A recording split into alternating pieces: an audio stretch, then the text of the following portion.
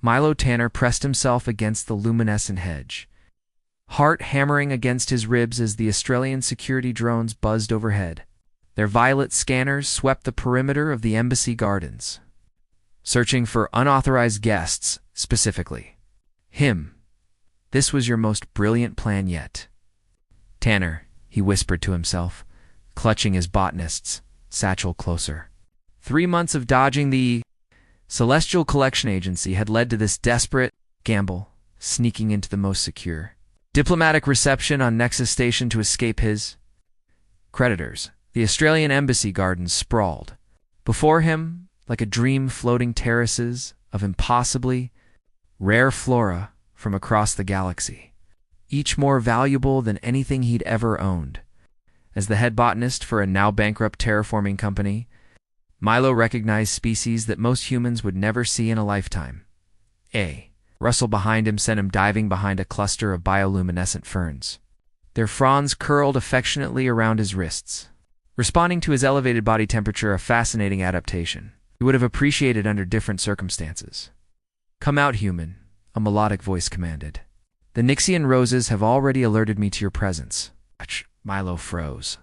The voice belonged to a female, but with a harmonic quality that identified her as Australian. He considered his options, none of them good, and slowly rose from his hiding place. What he saw stole his breath more effectively than the crushing debt that had driven him here. Princess Lyra. Nixvari stood before him, her slender form draped in flowing silver fabric that complemented her purple skin.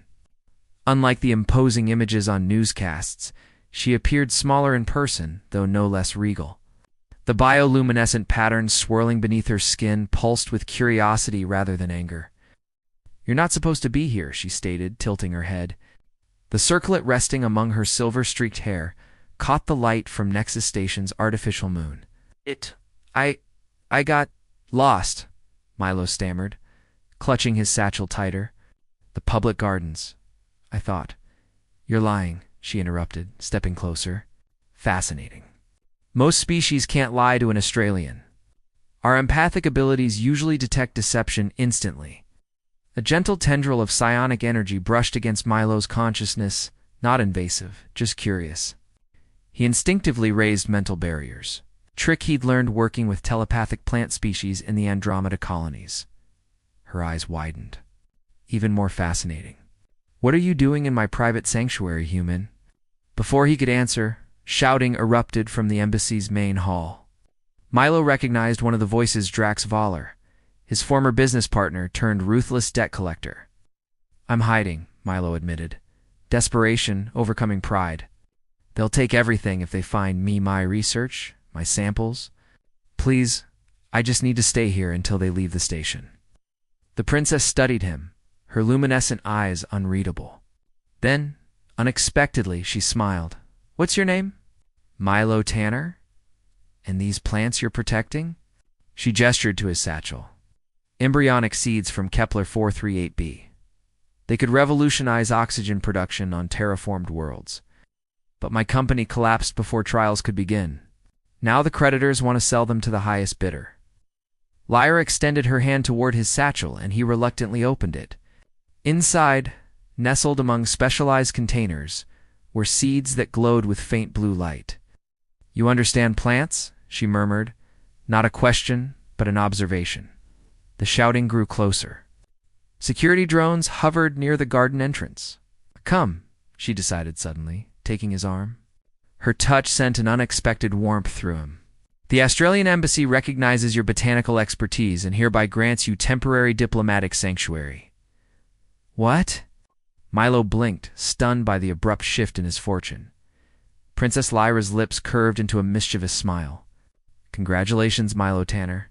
You've just become my new royal gardener." The royal chambers of Princess Lyra Nixvari, aboard the diplomatic starship Strel Serenity, were unlike anything Milo had ever experienced. Floating gardens surrounded her private quarters, with exotic plant species suspended in anti-gravity fields. For a botanist who'd spent years on cramped research vessels, it was paradise if not for the constant fear of discovery. "These lumina vines aren't thriving," Lyra observed, her fingers gently tracing the wilting tendrils. 2 weeks had passed since she'd claimed him as her royal gardener, smuggling him aboard her ship when the diplomatic mission departed Nexus Station. "You said you could heal them." Milo knelt beside the anti-gravity planter, careful not to disturb the princess's proximity. Her purple skin shimmered with subtle bioluminescent patterns when she was curious, something he found himself noticing more often than he should. "The soil composition is wrong," he explained, retrieving specialized tools from his repurposed satchel. Luminavines evolved on Vega Prime, where the volcanic ash provides trace elements we're missing here. Lyra watched intently as he worked, adding mineral compounds to the soil matrix.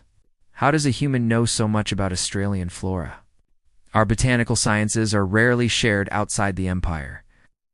"I had an Australian professor at the Terra Science Academy," Milo admitted, focusing on his work rather than how the princess's silver-streaked hair floated gently in the ship's reduced gravity. "Professor Zen Kailara. She believed botanical knowledge should transcend political boundaries, Kailara." Lyra's luminescent eyes widened. "She was my mother's royal botanist before she left for Earth. My mother was furious." Milo smiled despite himself. "She mentioned that," said the queen would glow crimson for a standard solar cycle when she resigned. The princess laughed, a melodic sound that seemed to harmonize with the subtle hum of the ship. "She did exactly that. I was just a child, but I remember." Their conversation was interrupted by a sharp knock. Lyra's expression immediately transformed from relaxed to regal as Commander Tarek entered. His stern features set in permanent disapproval. As head of the princess's security detail, he'd made it clear from the beginning that he found the human's presence suspicious. "Your Highness," he bowed stiffly, "we're approaching the Centauri diplomatic station. The Galactic Consortium representatives request your presence at the preliminary meeting." "Thank you, Commander." Lyra rose gracefully, her formal attire shimmering as it adjusted to her posture. "Please inform them I'll join shortly." Tarek's gaze lingered on Milo. "And what shall we do with your gardener during negotiations?" "The Consortium has strict protocols about unregistered humans." Milo tensed. Being unregistered was precisely why the debt collectors could pursue him across systems with impunity. "If the Consortium discovered him, Milo will accompany me," Lyra stated, her tone leaving no room for argument. "His knowledge of botanical diplomacy will be valuable when discussing the agricultural trade agreements." After Tarek departed, clearly displeased, Milo turned to the princess. "Botanical diplomacy isn't actually a field of study, Your Highness." "It is now," she replied with a mischievous glint, "and you're its foremost expert." She approached, adjusting the formal Australian tunic she'd provided him. Her fingers lingered at his collar, the warmth of her touch sending an unexpected current through him. "Besides, keeping you close is the safest option. Commander Tarek has been making inquiries about your background." The realization hit Milo like a gravity surge. "You know, don't you? About the debts, the failure of my company." Lyra's expression softened. "I knew the moment you hid in my garden that you were running from something. What I didn't know was whether you were worth protecting." Her eyes fell to the now flourishing Lumina vines. "I'm beginning to think you are." Later, as they prepared to disembark at the Centauri station, Milo caught sight of a familiar face on the arrival manifest displayed on a monitor. Drax Voller, his former partner and current nightmare, had somehow tracked him here. "Problem?" Lyra asked, noticing his sudden pallor. "No," Milo lied. The first time he'd attempted to deceive her directly. "Just nervous about the diplomatic protocols." The princess studied him, her empathic abilities clearly detecting his distress. Instead of pressing, she simply took his hand, her purple fingers intertwining with his. "Stay close to me," she said softly. "On Centauri Station, my diplomatic protection extends to everything I touch." The warmth of her hand in his made Milo momentarily forget the danger awaiting them. As they moved toward the airlock, he wondered which was more dangerous, the creditor hunting him, or the growing feelings for a princess whose world he could never truly belong to. The Centauri diplomatic station hung like a jeweled pendant against the backdrop of twin stars, its transparent dome showcasing the spectacular binary sunset. In any other circumstance, Milo would have appreciated the view. Instead, he kept his eyes scanning the crowded reception hall, alert for Drax's imposing figure. "You're distracted," Lyra murmured, accepting a flute of luminescent nectar from a hovering service drone. Her formal attire tonight was breathtaking flowing fabrics that shifted between deep purple and midnight blue, mimicking the natural color variations of her skin. "That's the third time you've missed a question from the consortium representative." "I apologize, Your Highness," Milo replied, forcing his attention back to the diplomatic gathering. I was admiring the architecture. Lyra raised an eyebrow, the bioluminescent patterns beneath her skin pulsing with skepticism. After 2 weeks in her company, Milo was beginning to read her emotional states through these subtle light changes, a fact that both fascinated and terrified him. "Ambassador KVARN." Lyra smoothly addressed the tall Australian diplomat beside them. "Would you excuse us? I believe my botanical advisor has identified a rare specimen that requires immediate examination," before Milo could protest. She guided him through the crowd, toward a secluded observation deck overlooking the station's extensive hydroponics bay. The moment they were alone, her regal facade softened. "Tell me what's troubling you," she said, her voice gentle but insistent. "Your anxiety has been radiating so strongly even non-empaths have noticed." Milo hesitated, then sighed. "My former business partner is Hirtha, one who betrayed me, who sold our company's assets and left me with all the debt. If he sees me... The one you're hiding from," Lyra concluded. "Is he dangerous?" "Not physically. But he has connections with the Celestial Collection Agency. If he identifies me, they'll freeze my biometrics across the system. I'll never work in botanical research again." Lyra studied him, her luminescent eyes, thoughtful. Why risk everything for these seeds? She gestured to the satchel he still carried, now elegantly redesigned to match his formal Australian attire. "You could have surrendered them, declared bankruptcy, started again, because they matter," Milo said simply, his passion overriding his caution. "These adaptive oxygen producers could transform marginal worlds, make habitation possible without centuries of terraforming. They could help millions of displaced people find new homes." A smile slowly spread across Lyra's face, the bioluminescent patterns beneath her skin pulsing with something Milo hadn't seen before: admiration, perhaps, or something deeper. "Do you know why I was so intrigued when I found you in my garden?" she asked, moving closer. The artificial gravity on the observation deck seemed suddenly heavier. "Most beings approach me with political calculation or fear. But you spoke about plants with such genuine passion. No agenda, no pretense." "Plants are honest," Milo replied, acutely aware of her proximity. "They don't care about status or power. They just want to grow. Like you," Lyra said softly. Her hand rose to his face, her touch cool against his skin, always reaching toward the light, no matter the obstacles. The moment stretched between them, taut with unspoken feelings. Then, with a gentleness that belied her royal authority, she leaned forward and pressed her lips to his. The kiss was unexpected, electric, and sweet. Milo felt the subtle current of her empathic energy mingling with his emotions, creating something new between them. When they finally parted, the bioluminescent patterns beneath her purple skin were pulsing rapidly, matching the rhythm of his own racing heart that was ... He began. "Diplomatic immunity," she finished with a mischievous smile. "Extended to everything I touch, remember?" A commotion in the main hall interrupted their moment. Commander Tarek appeared at the entrance to the observation deck, his expression more severe than usual. "Your Highness," he announced formally, "there's a situation requiring your attention. A representative from the Celestial Collection Agency is demanding to search the Australian delegation for an unregistered human fugitive." Lyra's expression remained perfectly composed. Though Milo could see the protective anger in the sudden intensity of her bioluminescence.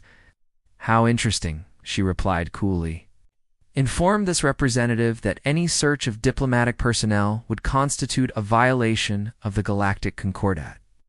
As Tarek departed, Lyra turned to Milo, her eyes now serious. "Whatever happens next, remember this: you are under my protection, not because of your botanical knowledge or your seeds, but because I choose you for the first time since his world had collapsed around him. Milo felt something beyond fear or desperation. In the reflected light of binary suns, standing beside an alien princess who had inexplicably chosen him, he felt hope. The emergency departure from Centauri Station had been abrupt and tense. For 3 days, the astral Serenity had been traveling through hyperspace, its destination known only to the princess and her most trusted advisors. Milo found himself confined to Lyra's private gardens. Officially, for botanical emergency protocols, a transparent excuse that fooled no one, least of all Commander Tarek. The seeds are responding well to the modified growth medium, Milo explained as Lyra entered the garden chamber. Despite the circumstances, he couldn't help but feel a flutter of excitement when she appeared. Her casual attire of flowing silver and violet fabrics, somehow more intimate than her formal regalia. "I'm more concerned about their keeper than the seeds," Lyra replied, moving to stand beside him. The privacy shields hummed softly around them, creating a bubble where even her empathic abilities couldn't be detected by other Australians. "Commander Tarek has been investigating your background extensively," Milo sighed, gently placing the germination tray back in its stasis field. "And what has he discovered about the fugitive human botanist?" "Nothing conclusive," Lyra said, her fingers intertwining with his. The bioluminescent patterns beneath her purple skin created intricate swirls where their hands connected.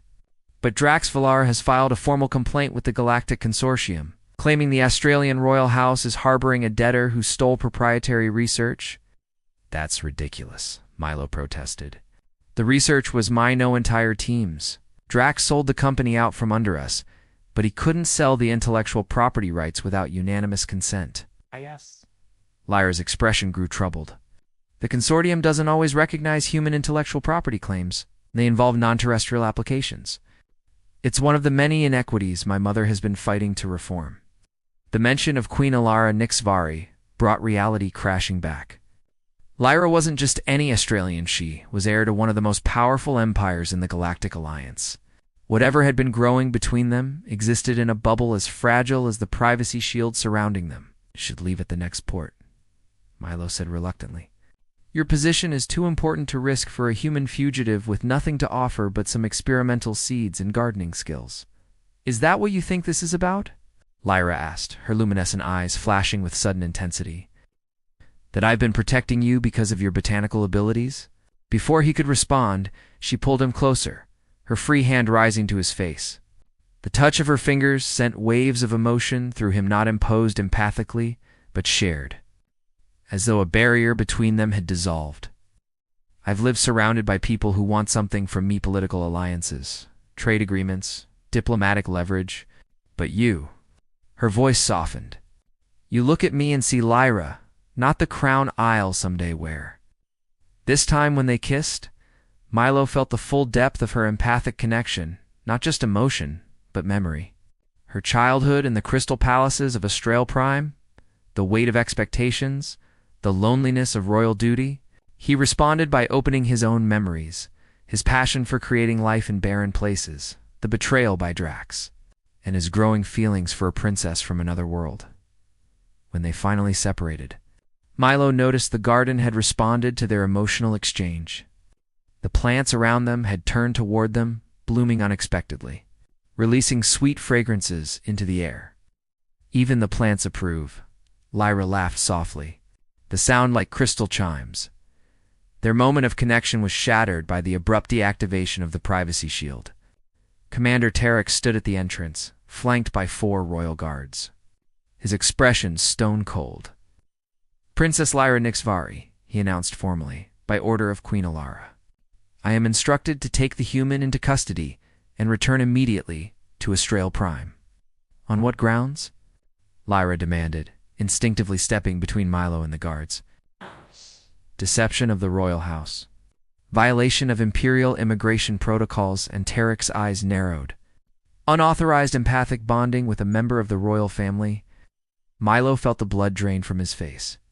Among Australians, empathic bonding was sacred, reserved for formal unions, sanctioned by family and state. What they had shared, what had happened naturally between them, would be seen as a grave transgression. "This is absurd," Lyra stated, her royal authority evident in every syllable. I initiated any empathic contact. If there are charges to be filed, they should be against me. The Queen anticipated your response, Your Highness, Tarek replied, producing a crystal communication sphere. She wishes to speak with Ewellen. As Lyra reluctantly took the sphere, Milo found himself surrounded by guards. Their expressions held no malice, only duty, which somehow made the situation more devastating. Whatever future he had imagined with Lyra was crumbling before it had truly begun. I'll resolve this, Lyra promised, her eyes meeting his as the guards prepared to escort him away.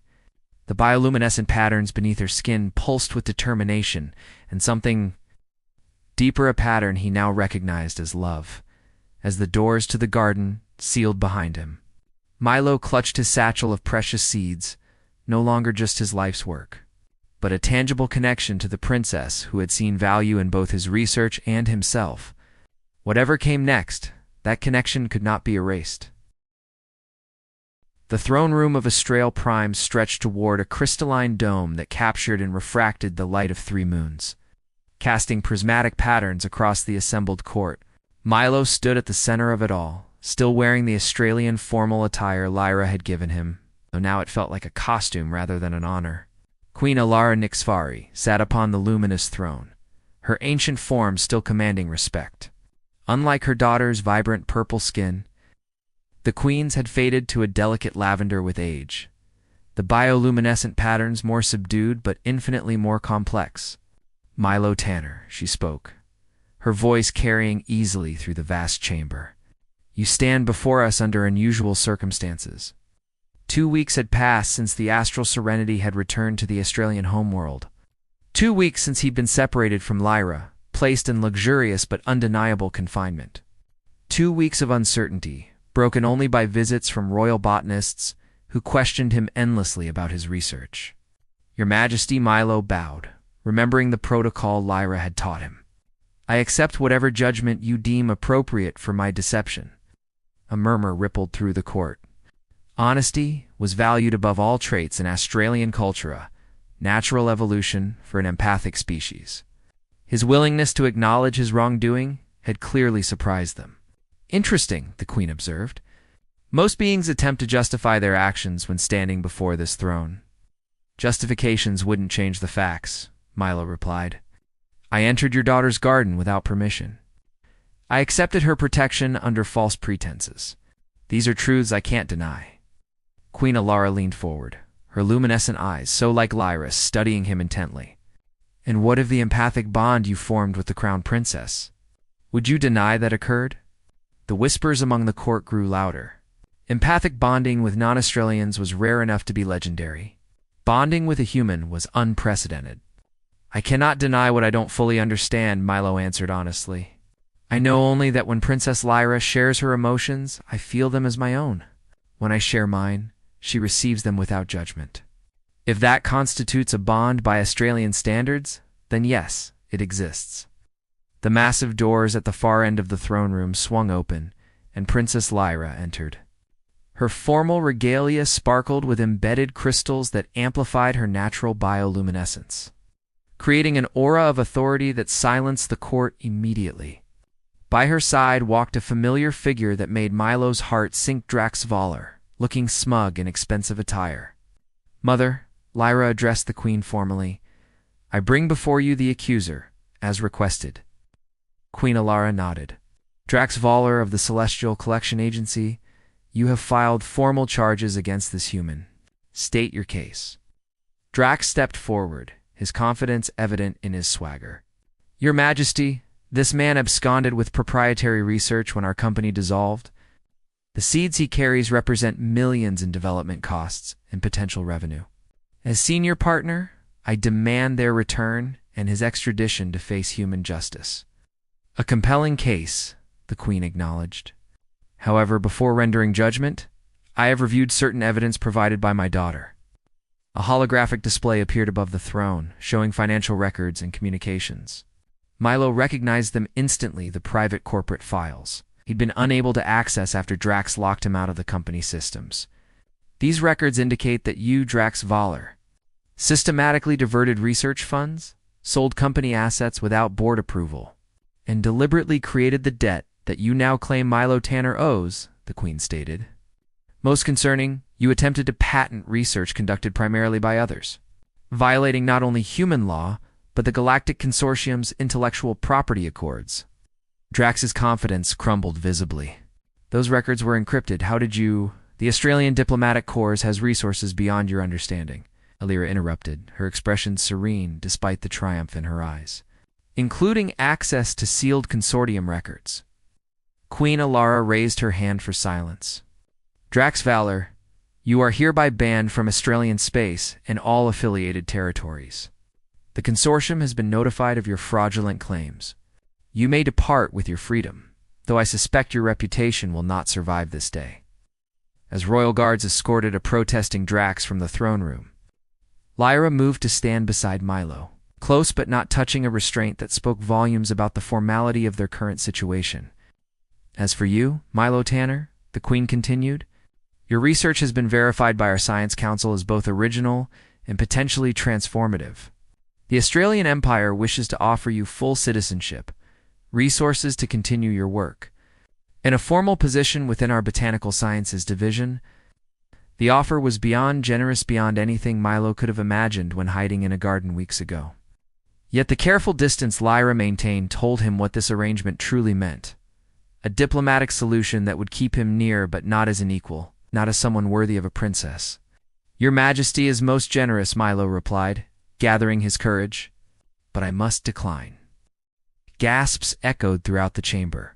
Even Lyra turned to him in shock, the bioluminescent patterns beneath her skin pulsing with confusion. Explain, the Queen commanded, though her tone suggested curiosity rather than anger. These seeds represent a potential breakthrough in terraforming technology, Milo stated, removing the germination containers from his satchel. The seedlings inside now glowed with vibrant blue-green light. They don't belong to me, or to Drax, or even to humanity. They belong to the worlds that need them. He placed the containers on the steps before the throne. I propose instead that these become the foundation of a joint initiative, Australian empathic botanical science combined with human terraforming techniques, not as a royal subject, but as an equal partner in scientific exchange. Queen Alara's expression remained unreadable, but the bioluminescent patterns beneath her lavender skin shifted in a complex sequence Milo couldn't interpret. After what felt like an eternity, she spoke. And what of the empathic bond you share with my daughter? Is that something you propose to manage through diplomatic channels? Milo felt Lyra's gaze upon him, sensed her anticipation through the connection they shared. This was the true test not of his botanical knowledge or his research, but of his heart. Some connections transcend politics and species. Your Majesty, he answered, finally turning to meet Lyra's luminescent eyes. I can't offer royal lineage or political advantage. I can only offer what I am, a botanist who sees potential in unlikely places, who believes that different worlds can not only coexist but flourish together. The silence that followed was absolute. Then, remarkably, Queen Alara began to laugh, a melodic sound that reminded Milo instantly of Lyra. Well-spoken human, she said, rising from the luminous throne. Perhaps there is wisdom in unexpected places. She descended the crystal steps until she stood before them. The empathic bond you share is rare and sacred among our people. That it formed naturally across species suggests something our ancient texts have long prophesied, that evolution always finds new paths forward. She reached out, taking one of Lyra's hands and one of Milo's, joining them together. My daughter has chosen her path, she declared to the court. And I, who have ruled through 5 galactic alignments, recognize the wisdom in her choice. Let it be known that Princess Lyra, Nixvari, and Milo Tanner stand as equals before the throne. Their union, a symbol of new growth between worlds. The bioluminescence beneath Lyra's purple skin flared brilliantly as she turned to Milo, her joy radiating through their bond. I told you, she whispered, visible only to him. Plants aren't the only things that can flourish in unlikely places. As their fingers intertwined, Milo felt the garden of possibilities stretching before them across stars, across species, across all the barriers that had once seemed insurmountable. Like the adaptive seeds that had brought them together, it would find a way to thrive. Claude can make mistakes. Please double-check responses. Sonnet 3.7